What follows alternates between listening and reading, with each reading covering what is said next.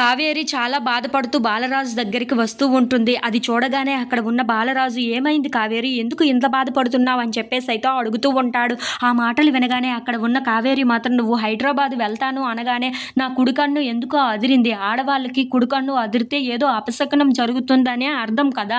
అందుకే నాకు చాలా భయం వేస్తుంది బాలా" అని చెప్పేసి అయితే అంటూ ఉంటుంది. ఆ మాటలు వినగానే అక్కడ ఉన్న బాలరాజు ఒక్కసారిగా షాక్ అయిపోయి కావేరి వైపు అలా చూస్తూ ఉండిపోతాడు. ఇంతలో అక్కడ ఉన్న కావేరి మాత్రం, "అవును, నువ్వు హైదరాబాద్‌కు వెళ్ళకుండా ఉంటేనే మంచిది అనిపిస్తుంది నాకు. ఎందుకంటే ఏదో జరగబోతుందో ఏమో అన్న అపశకునం అయితే నాకు తెలుస్తుంది" అని చెప్పేసి అయితే అంటూ ఉంటుంది. ఇంతలో అక్కడ ఉన్న బాలరాజు మాత్రం కావేరి వైపు చాలా ప్రేమగా చూస్తూ, "ఎందుకు ఇంత భయపడుతున్నావు? అంతా నేను చూసుకుంటాను. క్షేమంగా నేను అక్కడికి వెళ్ళి ఆ సాక్ష్యాధారాలను తీసుకొని మరీ ఇక్కడికి వస్తాను. అవి కోర్టులో సబ్మిట్ చేసి వాడిని జైల్లో పడేసేంత వరకు నాకు ప్రశాంతత ఉండదు. అలాగే మనిద్దరం నేరస్తులమే అన్న విషయం అందరికీ తెలియాలి కదా!